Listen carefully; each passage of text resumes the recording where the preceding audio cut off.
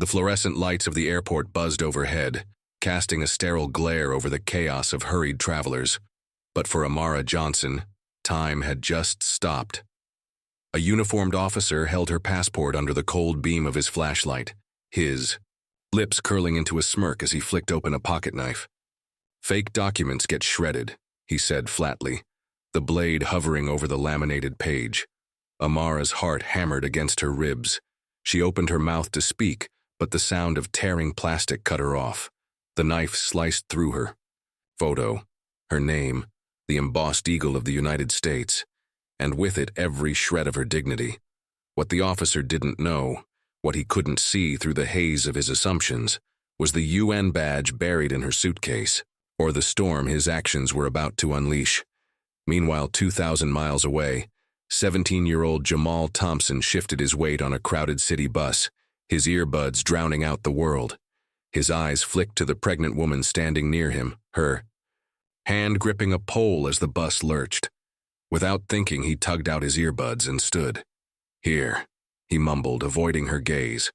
The woman's tired smile froze when she saw his face, a flicker of surprise, hesitation.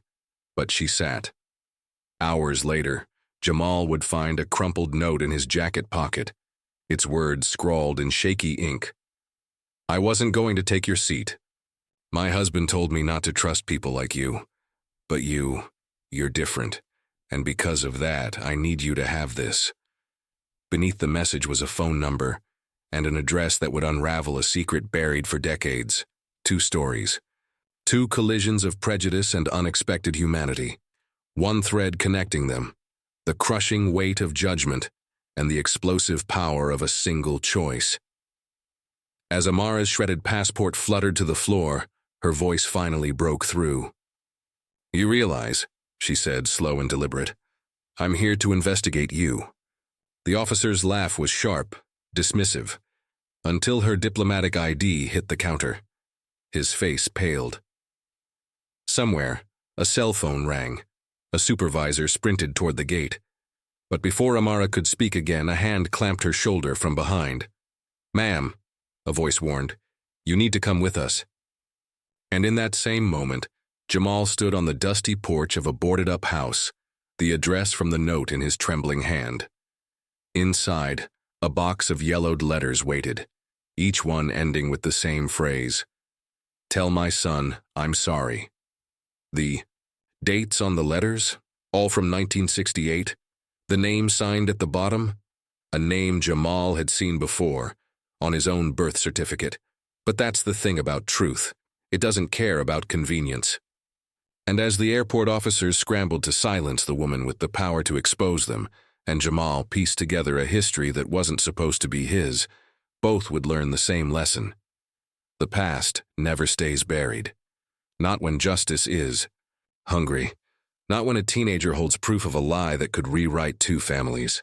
And not when a diplomat's phone, now buzzing endlessly in her confiscated bag, lit up with a single notification. "Emergency briefing. All UN personnel, report immediately." What happened next? Let's just say, it's not every day a teenager becomes the key to a 50-year-old mystery. And it's not every day a woman in a pencil skirt and shattered passport brings an entire system to its knees. But that's the thing about ordinary moments. They're anything but. The fluorescent buzz of the airport felt like a distant memory as Amara's diplomatic badge clattered onto the counter. The officer's smirk dissolved into a sickly shade of gray. His partner took a step back, radio crackling with static as if even the machinery held its breath.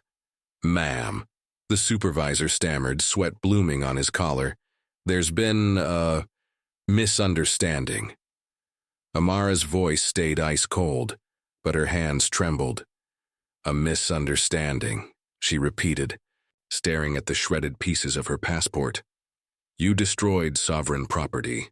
You realize the UN doesn't take kindly to its diplomats being harassed by local authorities." The words hung in the air, sharp as the blade that had sliced through her identity. But before the supervisor could respond, a gloved hand gripped her elbow. "This way," a voice barked, not a request. The officers flanking her avoided her eyes, their steps too quick, too urgent. Somewhere in the chaos, her suitcase, with the UN badge tucked inside, vanished. Amara's mind raced. She'd been sent here to investigate rumors of corruption, of travelers disappearing after minor document disputes. Coincidence? She doubted it. As they marched her past gawking tourists, her phone buzzed again in her confiscated bag. The emergency briefing. Whatever was happening, it was bigger than her. Bigger than this airport. Jamal's sneakers echoed on the creaky floorboards of the abandoned house.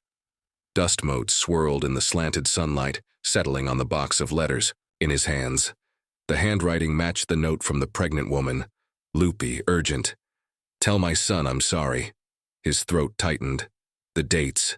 1968, the year his grandfather fled Mississippi and never came back. Family legend said he drowned in a river. But these letters, mailed from this very city, told a different story. "They're saying I stole from the factory." One letter. "Read, but it's a lie. The boss knows it. If I don't run, they'll hang me." Jamal's fingers traced the signature at the bottom. Isaiah Thompson, his grandfather's name. Alive, writing letters. Until 1968, the same year the factory owner's wife gave birth to a son who, decades later, would marry a woman with a familiar face, the pregnant woman from the bus. Jamal's stomach dropped. No, it couldn't be. But the address on her note matched the factory owner's old estate, the one now plastered across town in shiny brochures. Coming soon, Thompson Heights, luxury condos by CEO Martin Crowley. Crowley. The name made Jamal's skin prickle. His mom had worked nights cleaning Crowley's offices until her back gave out. "Rich men don't get that way by being nice," she'd always muttered. Now, holding the letters, Jamal understood. His grandfather hadn't drowned. He'd been framed, erased. And the woman on the bus, Martin Crowley's daughter-in-law, had handed Jamal the key to proving it.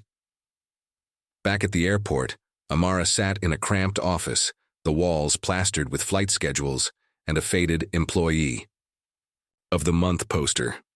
The supervisor slid a fresh passport across the table, his smile strained. "We'll expedite a replacement, no charge, of course." Amara didn't touch it.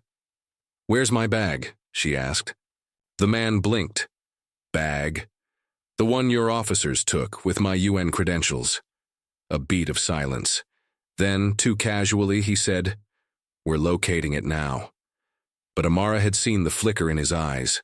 They'd searched her bag, and whatever they'd found, or hadn't found, terrified them. She leaned forward.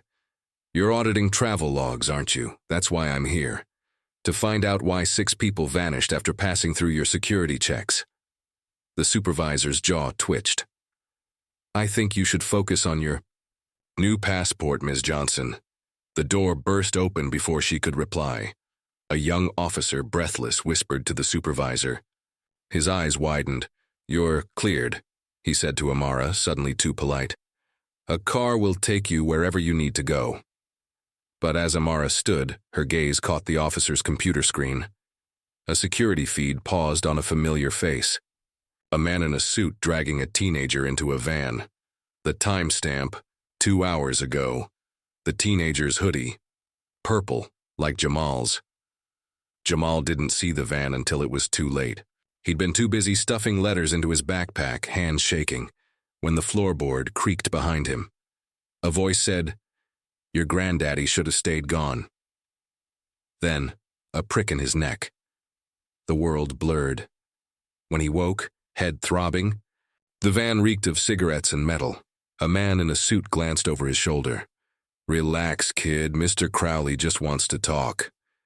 Jamal's tongue felt heavy. "Why?" The man smirked. "Let's say you found something that belongs to him." But Jamal's hand, hidden under his leg, clenched a single letter he'd tucked into his sock, the only one that mattered.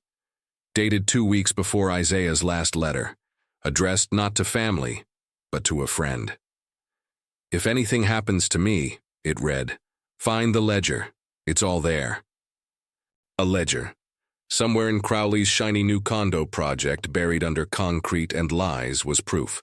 And as the van sped through the city, Jamal made a silent promise. To his grandfather, to his mom, to the woman on the bus who'd trusted him with her guilt.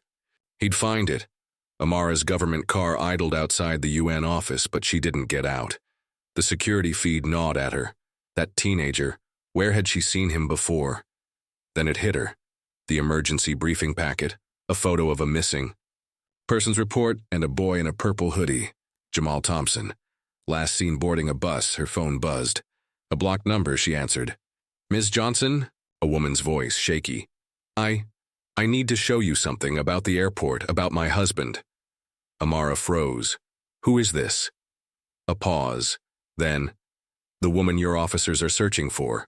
The one who left a note for Jamal. The line went, dead. In the back seat, Amara's driver watched her too closely in the rearview mirror. She tightened her grip on the door handle. Every choice now was a grenade pin. And somewhere, in the maze of power and lies, a teenager and a ledger held the trigger. Amara's fingers tightened around the phone, the echo of the woman's trembling voice still hanging in the air. The driver's eyes flicked to hers in the rearview mirror again, sharp and assessing. Too interested. She forced herself to breathe, to think. The UN office loomed ahead, its glass doors gleaming like a trap. Change of plans, she said abruptly, sliding her hand to the door latch. Take me to the Crown Hotel downtown. My team's waiting there. A lie, but the driver's knuckles whitened on the wheel. Ma'am, my orders are to deliver you directly. Amara didn't wait. She yanked the handle, spilling out into the honking chaos of midday traffic. The driver shouted, but she was already weaving through cars, her heels clicking against asphalt. Her mind raced. The woman from the bus had risked everything to call her.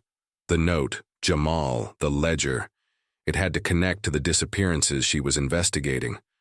But how?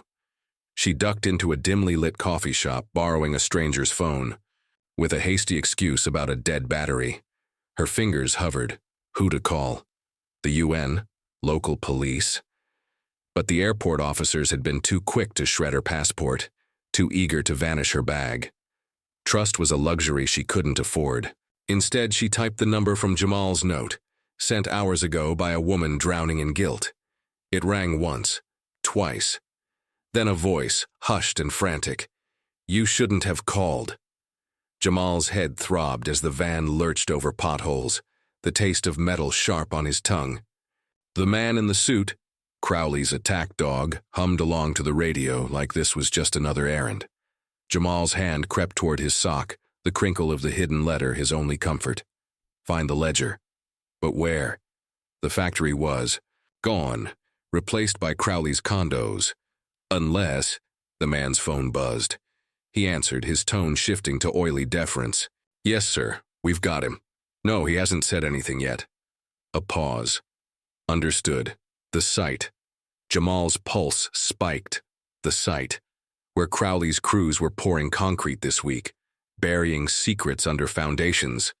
The van swerved, and Jamal's shoulder slammed into the wall. His hoodie rode up, revealing the edge of a flyer in his pocket. Thompson Heights grand opening, with a map of the construction zones. One area circled in red pen, the woman's handwriting. Where? They found the bones. Across town, Martin Crowley stood at his office window, staring at the skeletal frames of his condos. The ledger. That damned word haunted him. His father's drunken rants about a problem solved in '68 had been easy to ignore, until, now, his secretary burst in, pale. Sir, your daughter-in-law's car was spotted near the airport, and the UN investigator, she's gone rogue. Crowley's fist clenched. Amara Johnson. He'd made sure her assignment was supposed to be a dead end, paperwork and hollow apologies, but she'd slipped the net, just like the Thompson kid. Send a team to the site, he growled. If that boy's digging, make sure he stays buried this time. Amara pressed the phone to her ear, the coffee shop's espresso machine drowning her whispers. Who are you? She demanded. Someone who's running out of time, the woman replied. A muffled cry escaped her, a baby's whimper. Listen, my husband works for Crowley. He's the reason your airport investigation went sideways. They've been funneling people into Crowley's projects. The word curdled. Forced labor, but the ledger, it's all there. Names, dates, proof. Amara's stomach turned. Where is it? The boy has the clue. But they're taking him to the construction site. You have to. A sudden crash. Men shouting. The line went dead. Amara stood, adrenaline burning through her. The construction site. Crowley's condos. But as she turned, a shadow fell across. The door. The driver from earlier, flanked by two men in airport security uniforms. Jamal's van rolled to a stop, the engine idling. Through the dusty windows, he saw cranes clawing at the sky, cement mixers roaring. The man in the suit yanked him out, grip vice tight. Walk, he ordered, shoving Jamal toward a half-built foundation. The circled area on the flyer, here, his mind raced. The ledger wasn't just evidence, it was a list of everyone Crowley's family had destroyed, including his grandfather. Jamal's foot hit a loose pile of rubble and he stumbled, hand grazing cold metal in the dirt. A rusted key, half buried. The man yanked him upright, but Jamal palmed the key, heart pounding. Somewhere in this graveyard of progress, a locker, a safe, a door waited. And as Jamal was forced toward a gaping pit in the ground, a foundation waiting to be filled, he spotted a numbered maintenance shed, its padlock gleaming. 14B. The key in his hand was stamped 14B. Amara backed toward the coffee shop's rear. Exit, the driver advancing. Don't make this harder, he said, pulling a syringe from his pocket. The UN's logo glinted on the cap. Sedative, official, sanitized. The kind that left no bruises. Her hand closed around a fire extinguisher behind the counter. You work for Crowley, she spat. The driver smiled. Everyone does. She swung the extinguisher, spraying foam into their faces. Chaos erupted.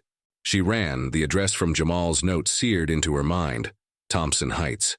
The truth was there. So was the boy. But as she flagged down a taxi, her stolen phone buzzed. A notification from an encrypted alert system. Urgent, UN Diplomat. Amara Johnson deemed compromised. All agencies cease contact. She stared at the screen. Crowley's reach went deeper than she'd feared. Jamal lunged for the shed, the key slicing his palm as he jammed it into the lock. The man in the suit shouted, grabbing his arm, but the lock clicked. Inside, stacks of yellowing papers moldered in the dark, and at the bottom of a warped cardboard box, a leather-bound ledger, its pages thick with names.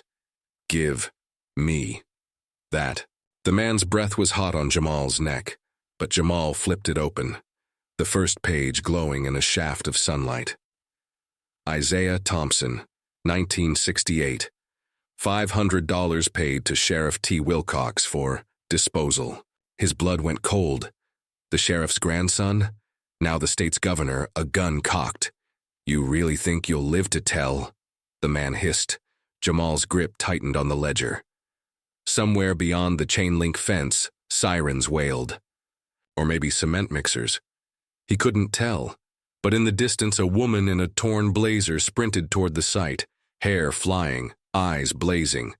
Amara, too late. The man's finger curled around the trigger, and high above, a crane's shadow swung. Like a pendulum over them all,